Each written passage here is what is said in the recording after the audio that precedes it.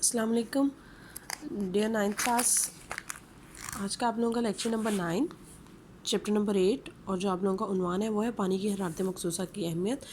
और इसमें जो आप लोगों के पास दो बेसिक क्वेश्चन बनते हैं वो है गाड़ियों में इस्तेमाल होने वाला कूलिंग सिस्टम किस तरह काम करता है, और जो दूसरा क्वेश्चन बन रहा है वो आपका है सेंट्रल हीटिंग सिस्टम के काम करने का क्या तरीकाकार है।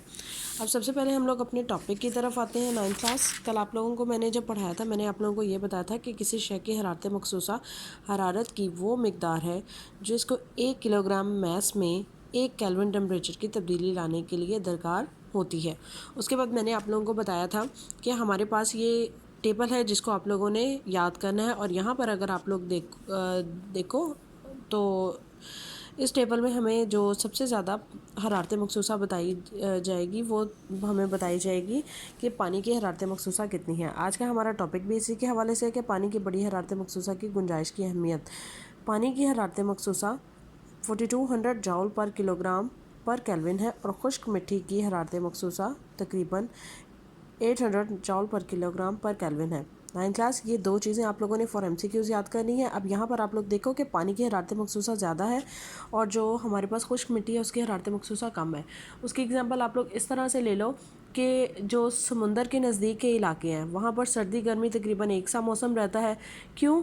जितनी भी हीट आ रही होती है पानी की हरारत मखसूसा इतनी ज़्यादा है कि वो पानी उसको बहुत ज़्यादा हद तक अपने अंदर जज़ब कर लेता है। इसीलिए उन इलाकों में जो मौसम है वो ज़्यादा फ़र्क नहीं पड़ता, ना ज़्यादा सर्दी होती है ना ज़्यादा गर्मी होती है।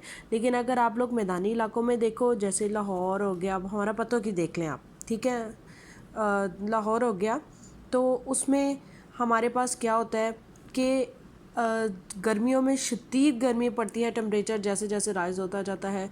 जो मिट्टी की हरारत मखसूसा क्योंकि पानी की निस्बत कम है इसलिए मिट्टी का टेम्परेचर जल्दी बढ़ जाता है। अब यहाँ पर आप लोग देखें कि यही वजह है कि यकसा मकदार में हरारत मुहैया करने पर खुश्की का टेम्परेचर पानी के टेम्परेचर के मुकाबले में ज़्यादा बढ़ जाता है। बस मौसम गर्मा से मौसम सरमा तक समुंदर के नज़दीकी इलाकों में दूर के इलाकों की निस्बत टेम्परेचर में बहुत मामूली नौयत की तब्दीलियाँ आती हैं। ये चीज़ मैंने आप लोगों को बता दी है। उसके बाद पानी की हरारत मखसूसा सबसे ज़्यादा होती है, इस वजह से ये थर्मल एनर्जी की ज़ख़ीरा अंदोज़ी और तरसील के लिए बहुत कारआमद होता है। यहाँ पर देखें गाड़ियों के कूलिंग सिस्टम की बात हो रही है। गाड़ियों के कूलिंग सिस्टम में गैर ज़रूरी थर्मल एनर्जी के अखराज के लिए पानी का इस्तेमाल होता है। एक ऑटोमोबाइल इंजन, ऑटोमोबाइल गाड़ियों और जो बड़ी बड़ी व्हीकल्स हैं उनके लिए इस्तेमाल किया जाता है। एक ऑटोमोबाइल इंजन में बड़ी मकदार में थर्मल एनर्जी पैदा होती है जिसकी वजह से इसका टेम्परेचर बढ़ जाता है। अगर ऑटोमोबाइल के इंजन को ठंडा ना किया जाए तो ये वह करने की सलाहियत से रुक जाता है। इंजन के गिर्द गर्दिश करता हुआ पानी, जैसा कि शक्ल में तीर के निशानात की मदद से दिखाया गया है, इसके टेम्परेचर को बरकरार रखता है और पानी इंजन की गैर ज़रूरी थर्मल एनर्जी को जज़ब कर लेता है और रेडिएटर के ज़रिए बाहर खारिज कर देता है। 9th क्लास आप लोगों ने सुना होगा कि जब कभी आप लोग ट्रैवल करते हो कार्स में तो अक्सर हम लोग सुनते हैं कि गाड़ी का इंजन गर्म हो गया फिर उसके ऊपर पानी डाला जाता है। ठीक है, लेट्स सपोज ये आप लोगों के पास गाड़ी का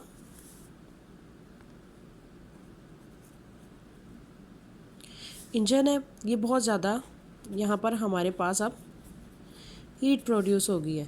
बहुत ज़्यादा जब हीट प्रोड्यूस हो गया तो इसके ऊपर जब वाटर डाला जाता है तो जो वाटर है वो इसकी हीट को एब्जॉर्ब कर लेता है, मतलब जज़ब कर लेगा। उसके बाद ये वाली जो सी हीट जो पानी से प्रोड्यूस होगी, जो वाटर से प्रोड्यूस होगी, यहाँ पर इंजन के साथ पाइप कनेक्टेड होते हैं। जो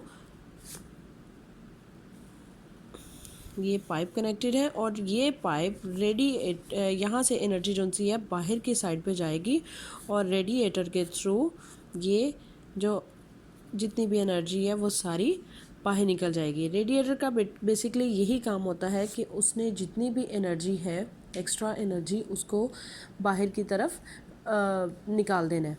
उसके अलावा इस पॉइंट पर रेडिएटर से पहले इस पॉइंट पर यहाँ पर फ़ैन भी लगे होते हैं। वो एनर्जी जिसको वाटर एब्जॉर्ब नहीं कर सका, जिसको वाटर की जो सी एनर्जी है वो बाहर नहीं निकल सकी, वो इस यहाँ पर जो फ़ैन मौजूद होगा اس جگہ پر وہ ریڈیٹر سے اس کو باہر نکالنے میں مدد کرے گی. اس کے بعد آ جاتا ہے central heating system. Central heating system بھی میں تھرمل انرجی کو پائپوں کے ذریعے بوائلر سے ریڈیٹر تک لے جانے کے لیے گرم پانی استعمال ہوتا ہے. یہ ریڈیٹر گھروں کے اندر مناسب جگہوں پر لگائے جاتے ہیں. اب 9th کلاس جس طرح ہمارے پاس اے سی سسٹم ورک کرتا ہے اسی طرح ہمارے پاس ہیٹنگ سسٹم بھی ہوتا ہے. بڑی بڑی بلڈنگس میں موسٹلی یوز ہوتا ہے. اس میں یہ ہوتا ہے طریقہ کار کیا ہوتا ہے, یہ ہمارے پاس بوائلر بنا دیا جاتا ہے. بوائلر میں جب ہیٹ پرووائڈ کی جاتی ہے تو اس کے ساتھ بھی دیکھیں پائپ کنیکٹڈ ہے. پائپ کا کام کیا ہوتا ہے کہ جتنی بھی ہمارے پاس انرجی پروڈیوس ہوگی وہ اس ریڈیٹر کی طرف ٹرانسفر ہو جاتی ہے, اور یہاں پر دیکھیں پانی تھرمل انرجی خارج کرتا ہے. ریڈیٹر کا بیسیکلی کام یہ ہوتا ہے یہاں سے جو پھر انرجی پروڈیوس ہوگی وہ جو رومز ہیں وہ ان کو وہاں پر ٹرانسفر کر دیتے ہیں. اور یہی وجہ ہے کہ بڑی بڑی بلڈنگز میں جو ٹمپریچر ہوتا ہے وہ نارمل ٹمپریچر صرف اسی وجہ سے رہتا ہے. یہ آج کا آپ لوگوں کا لیسن ہے جو آپ لوگوں نے یاد کرنا ہے, اور اس میں سے یہ جو 2 کویشچن ہیں آپ لوگوں نے ان کو رائٹ بھی کرنا ہے. اوکے بچوں, اللہ حافظ.